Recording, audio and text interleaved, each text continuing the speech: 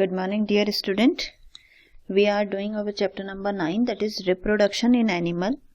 In our last videos, we have already learned about the reproduction in animal, mode of reproduction, sexual and asexual reproduction, and we have already learned about the sexual reproduction of male and female, जिसमें हमने learn किया male reproductive organ, 3 parts male reproductive organ के, ये testis है, sperm है, penis है.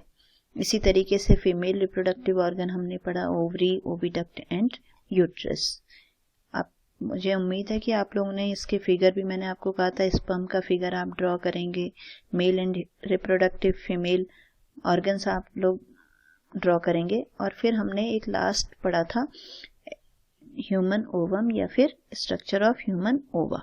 ठीक है, जैसे कि मैं आपको ऑलरेडी लास्ट वीडियो में बता चुकी हूँ कि मेल बॉडी के अंदर जो स्पर्म है वो मिलियंस प्रोड्यूस होते हैं, और जबकि फीमेल बॉडी के अंदर जो है वो पर मंथ में सिर्फ एक ही ओवा या फिर एक ही एग प्रोड्यूस होता है. तो अभी तक हमने जो पढ़ा है वो मेल और फीमेल बॉडी में अलग अलग स्पर्म और एग का प्रोडक्शन पढ़ा है. अब इसके आगे हम नेक्स्ट पढ़ने जा रहे हैं फर्टिलाइजेशन.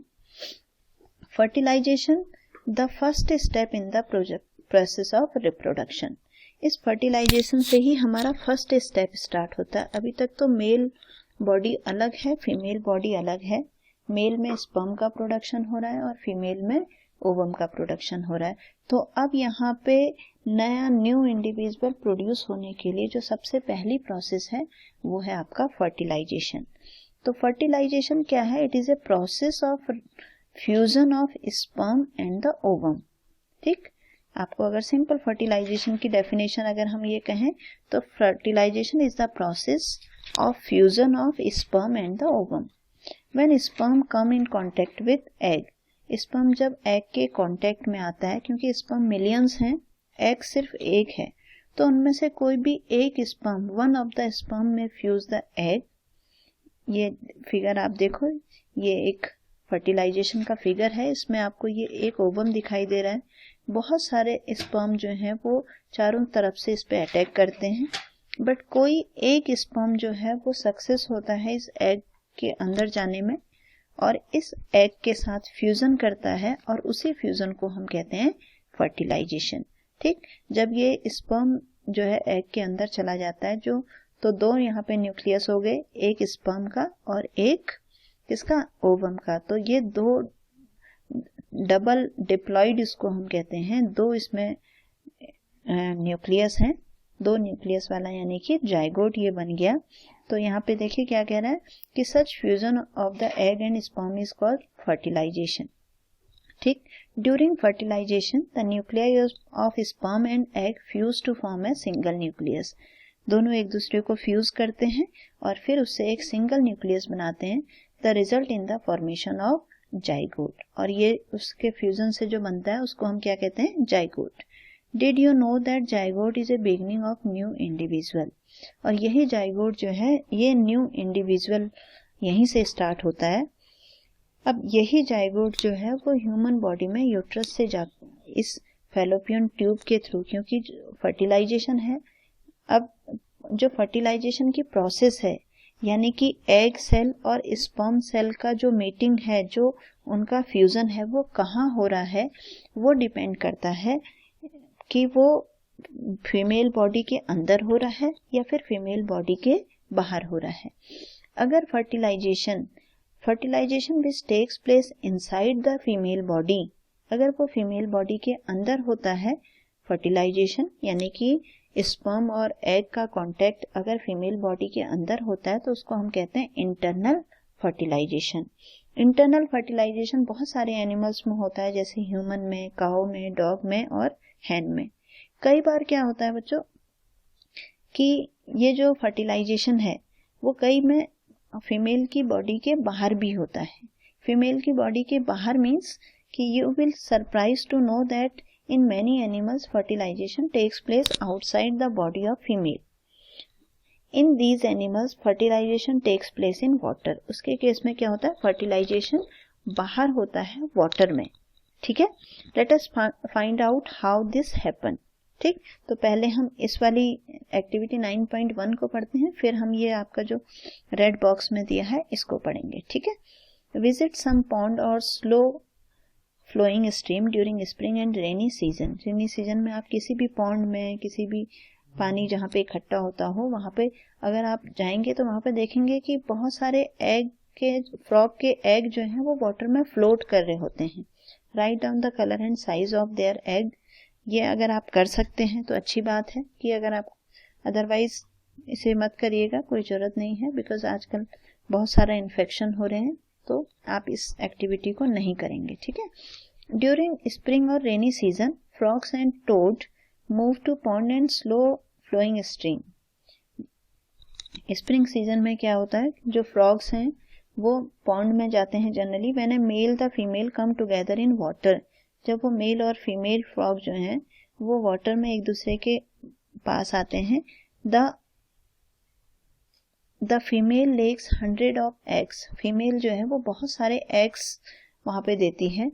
और अनलाइक, ऐसा नहीं है कि वो हैन की तरह बहुत बड़े होते हैं या फिर उनकी बिल्कुल कवरिंग होती है, ऐसा नहीं है, बहुत छोटे छोटे से एग होते हैं जिसके unlike hen's egg, frog egg are not covered by the cell and it is comparatively very delicate, बहुत डेलिकेट होते हैं। ये देखो एग और फ्रॉग आपको यहाँ फिगर में दिखाए हैं, बहुत छोटे होते हैं और इनके बाहर जो है वो एक जेली लाइक लेयर होती है जो कि इनको प्रोटेक्शन देती है। ठीक है, आप अगर इसको किसी चीज से टच करोगे तो ये बिल्कुल जैसे जेली को टच करने पे पूरा का पूरा एक साथ मूव करता है, उसी तरीके से ये एक साथ मूव करते हैं। As the eggs are laid, जैसे ही फीमेल फ्रॉग जो है वो एग देती है, the male deposit sperm over them, male frog जो है उनके ऊपर अपने स्पर्म डिपॉजिट कर देता है और वो स्पर्म जो है वाटर में स्विम करके कहाँ पहुंचते हैं, एग के कांटेक्ट में आते हैं। दिस रिजल्ट इन फर्टिलाइजेशन, और उससे क्या होता है, एग और स्पर्म का फर्टिलाइजेशन होता है। This type of fertilisation in which fusion of the male and female gamete takes place outside the body is called external fertilisation. तो आप एक्सटर्नल फर्टिलाइजेशन यहाँ से लिखेंगे डेफिनेशन। ठीक है, this type of fertilisation in which fusion of male and female gamete takes place outside the female body is known as external fertilisation. Generally जितने भी aquatic animal हैं, पानी में रहने वाले जितने भी एनिमल्स होते हैं, सब में ये होता ही है। आप इसमें एग्जांपल लिख सकते हैं फ्रॉग का।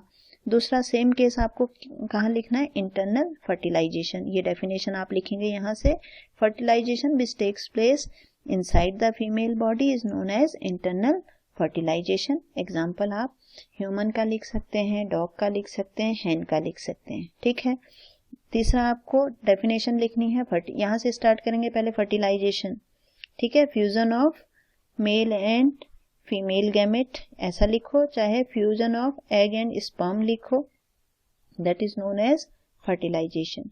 फिर आप क्या लिखेंगे, जाइगोट।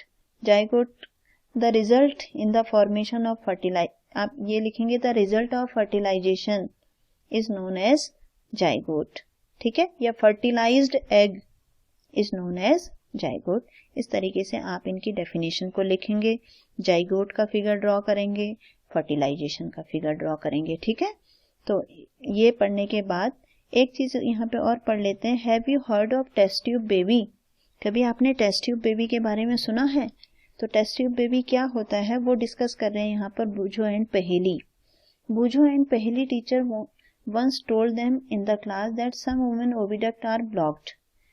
तो उनकी जो टीचर थी उन्होंने बताया कि कुछ वुमेन्स, कुछ फीमेल ऐसे होते हैं जिनकी ये ओविडक्ट जो है ब्लॉक होती है। ये आपको ये फिगर दिख रहा है ना, ये वाली फिगर, तो यहाँ से इस ओवरी से ओवम प्रोड्यूस हो रहा है और ये ओविडक्ट है। इसी ओविडक्ट के थ्रू ये एग जो है वो यूट्रस में पहुंचता है। ठीक, लेकिन कुछ फीमेल्स होती हैं जिनकी ये ओविडक्ट ब्लॉक होती है।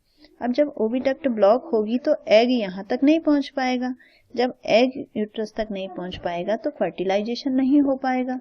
इसलिए these women are unable to bear baby because sperm cannot reach the egg for fertilization। ठीक है, जब एग यूट्रस तक नहीं पहुंच पाएगा तो फर्टिलाइजेशन नहीं हो पाएगा। तो इन सच केसेस डॉक्टर क्या करते हैं, collect freshly released egg and sperm and keep them together for few hours in IVF।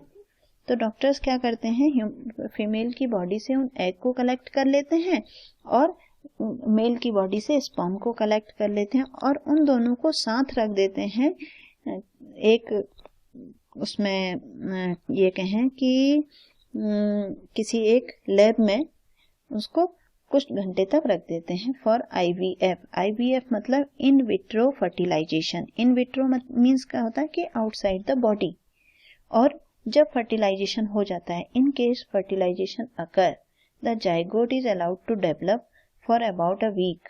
उसको समझ लीजिए टेस्ट ट्यूब में ही उनको मेल और स्पर्म को और एग को रखा, फर्टिलाइजेशन होने दिया, फर्टिलाइजेशन हो गया, जाइगोट फॉर्म हो गया, तो उसको एक वीक तक वहीं डेवलप होने देते हैं। जब वो वहां डेवलप हो गया, फिर उसके बाद उस जाइगोट को लेकर के इस यूट्रस में, यहाँ इस यूट्रस में जाकर के प्लेस्ड कर देते हैं, कहीं जाकर के उसको अटैच कर देते हैं। और यूट्रस में जाके अटैच कर देंगे तो उसके बाद क्या होगा, it placed into mother's uterus, complete development takes place in uterus. और फिर बाकी उसके आगे का जो डेवलपमेंट है वो पूरा का पूरा किस में होगा, उस फीमेल बॉडी के यूट्रस में होगा। और जो वो बेबी है वो बाकी बेबीज की तरह ही बॉर्न होगा, उसका डेवलपमेंट भी उसी तरीके से होगा। इस तरीके के जो बेबीज प्रोड्यूस होते हैं उनको हम कहते हैं test tube baby. This term is actually misleading because babies can not be grow in test tube. Test tube babies का मतलब ये नहीं है कि बेबी टेस्ट ट्यूब में हो रहा है, इसका मतलब कि जो उसकी स्टार्टिंग प्रोसेस है फर्टिलाइजेशन की वो बॉडी के बाहर होती है, लैब्स में होती है, इसलिए इसको हम टेस्ट ट्यूब बेबीज कहते हैं। ठीक है बच्चों, आज के लिए इतना ही। तो आप इसमें लिख सकते हैं IVF का फुल फॉर्म, इसमें से भी आप कुछ लिख सकते हैं। IVF का फुल फॉर्म लिख सकते हैं इन विट्रो फर्टिलाइजेशन। ठीक, टेस्ट ट्यूब बेबीज के बारे में आप लिख सकते हैं, टेस्ट ट्यूब बेबीज क्या होते हैं, when the fertilization takes place in vitro and baby development या complete development of baby takes place in uterus, that is known as test tube baby. ठीक है, तो आज इतना ही, बाकी हम कल पढ़ेंगे।